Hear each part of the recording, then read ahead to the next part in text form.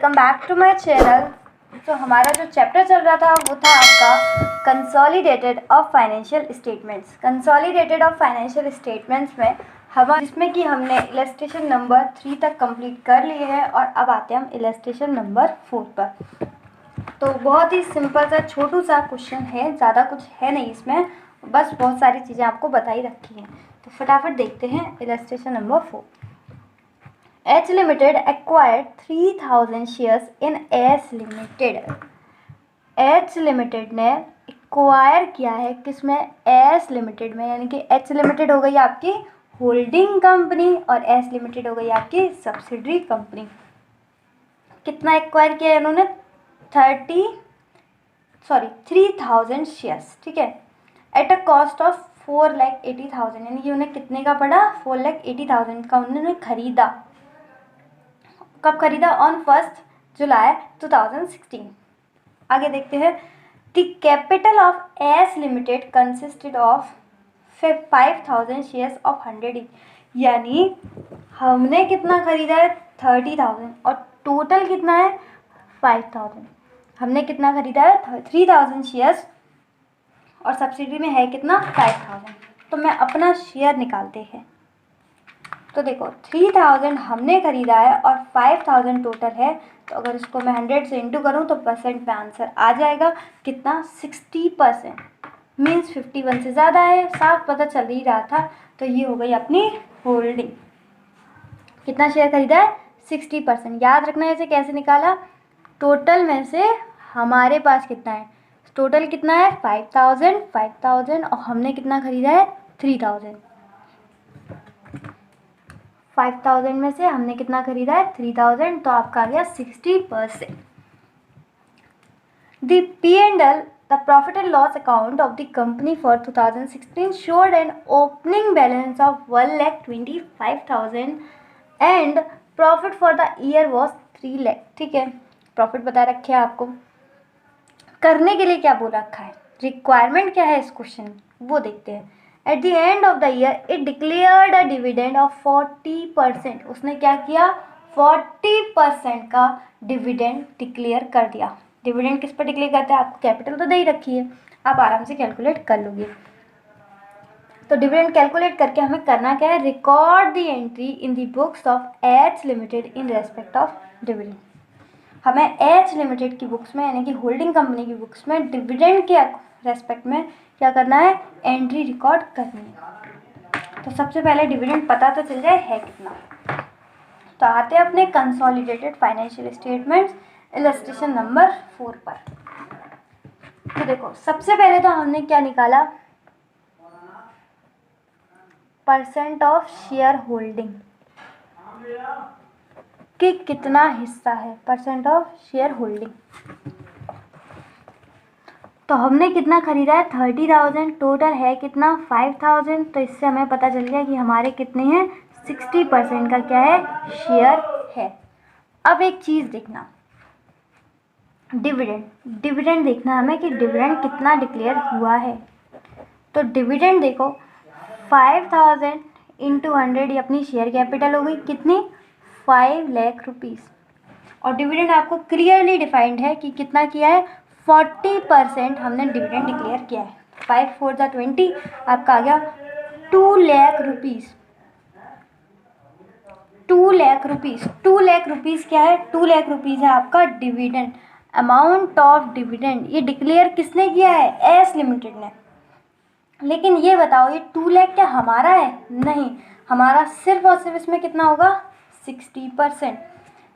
तो 2 lakh rupees dividend declare हुआ है, जिसमें कि ये डिविडेंड किसका है? सबका। लेकिन इसमें होल्डिंग का कितना है? ये देखो होल्डिंग का है आपका 80 नहीं 60%, यानी कि 2 6 ज़ा 12, ये आपका आ जाएगा 1,20,000। तो दोबारा से देखना क्या बोला मैंने सबसे पहले बताया कि हमारा उस सब्सिडरी पे होल्ड कितना है।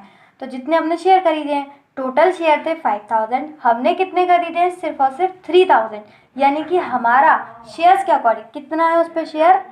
60%। फिर हमने देखा कि सब्सिडरी ने डिविडेंड कितना डिक्लेयर किया है। तो सब्सिडरी ने डिक्लेयर कितना किया, 40%। तो शेयर कैपिटल का इंटू करा हमने 40% से, डिविडेंड निकल के आ गया आपका 2 लाख रुपीज़। 2 लाख रुपीज़ आपका डिविडेंड है सबका। उसमें हमारा कितना है, हमारा है सिर्फ और सिर्फ 60%, मतलब हमारा कितना है 1,20,000। अब एक बात आती है, ये 1,20,000 कहाँ से आया, प्री से आया या पोस्ट से आया। अब जिस तरीके से यहाँ पर कुछ भी नहीं देख रखा तो एक एजम्पशन भी आ जाती है, और हमारे इंस्टीट्यूट ने इसमें पॉसिबिलिटी भी दे रखी है, तो देखो पॉसिबिलिटी क्या है, पॉसिबिलिटी है आपकी the dividend of 1,20,000, the dividend of 1,20,000 would be paid, कहाँ से दिया होगा, होली आउट ऑफ कैपिटल और कैपिटल प्रॉफिट्स या प्री एक्विजिशन प्रॉफिट्स, मतलब पुराने में से क्या दे रखा होगा, डिविडेंड दे रखा होगा। यानी कि ये 1,20,000 आपको कहाँ से दे रखा है, प्री एक्विजिशन प्रॉफिट से, इसलिए हम इसको बोलेंगे प्री एक्विजिशन डिविडेंड। और प्री एक्विजिशन हम डिविडेंड को क्या करते हैं, कॉस्ट ऑफ रिकवरी मानते हैं, तो हम इन्वेस्टमेंट से क्रेडिट कर देते हैं। होप सो आपको समझ में आया हो ये कि ये जो डिविडेंड है 1,20,000 का, ये कहाँ से आया है आपका, ये 1,20,000 डिविडेंड आया है आपका, बोलो बोलो, प्री एक्विजिशन, मेरे साथ साथ प्री एक्विजिशन प्रॉफिट्स। कहाँ से आया, प्री एक्विजिशन प्रॉफिट। तो जैसे कि आपको पता होगा जब भी डिविडेंड कहाँ से मिलता है, प्री एक्विजिशन प्रॉफिट, तो इसको हम बोलेंगे प्री एक्विजिशन डिविडेंड। ये क्या है आपका, ये है आपका प्री एक्विजिशन डिविडेंड। तो प्री एक्विजिशन डिविडेंड को हम पी एंड एल में, इसको हम डिविडेंड को पी एंड एल में नहीं डालते हैं, इसे हम क्या मानते हैं, cost of recovery, cost of recovery क्या मानते हैं। अच्छे से नहीं पता हो, लिखो दोबारा से लिख देती हूँ, कॉस्ट ऑफ रिकवरी। समझ में आया, पहले हमने डिविडेंड निकाला, डिविडेंड में अपना हिस्सा निकाला, अब हमें कुछ पता नहीं है ये डिविडेंड कहाँ से दे रखा है, इसलिए क्या एज्यूम किया कि ये प्री एक्विजिशन प्रॉफिट्स में से दे रखा होगा, पुराने प्रॉफिट्स में से दे रखा होगा, तो इसको हम बोलेंगे प्री एक्विजिशन डिविडेंड। अगर ये प्री एक्विजिशन डिविडेंड है तो हम इसे क्या मानेंगे कि हमारी कॉस्ट ऑफ रिकवरी है, ना कि पी एंड एल में हम इसे डालेंगे। हम कहाँ डालेंगे इसे, कॉस्ट ऑफ रिकवरी में। और जब कॉस्ट ऑफ रिकवरी है तो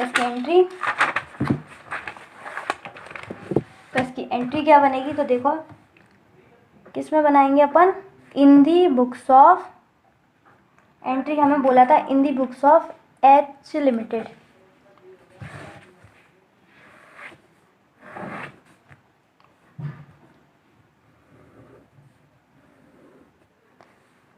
डेबिट अमाउंट, क्रेडिट अमाउंट, ठीक है, in the books of H limited. तो रिकवरी है, तो देखो सबसे पहले तो डिविडेंड मिला है तो पैसा आया होगा, तो bank account dividend, bank account debit, bank account debit. और हम इसे क्या मान रहे हैं कि ये प्री एक्विजिशन प्रॉफिट्स में से दे रखा है, इसलिए ये प्री एक्विजिशन प्रॉफिट है, प्री एक्विजिशन डिविडेंड है, इसलिए इसको हम इन्वेस्टमेंट से क्या कर लेंगे, रिकवर कर लेंगे। तो इन्वेस्टमेंट को हमने क्या कर दिया, क्रेडिट। कितना था, 2 लाख नहीं, 2 लाख तो सबका था, हमारा कितना है, सिर्फ और सिर्फ 1,20,000। तो उन्होंने बोला था कि डिविडेंड की क्या कर दो आप, इन the books of H limited में आप इसकी एंट्री पास कर दो, और हमने एच लिमिटेड की पास कर दी। सिंपल है क्वेश्चन, पॉसिबिलिटी दे रखी है, सिंपल सबसे इजी पॉसिबिलिटी यही है कि वो जो प्रॉफिट है, वो जो डिविडेंड है वो कहाँ से दे रखा होगा आपका, वो डिविडेंड आपका प्री एक्विजिशन प्रॉफिट्स में से दे रखा होगा। तो उम्मीद है आपको समझ में आया हो। मिलते हैं नेक्स्ट वीडियो में, तब तक के लिए बाय बाय।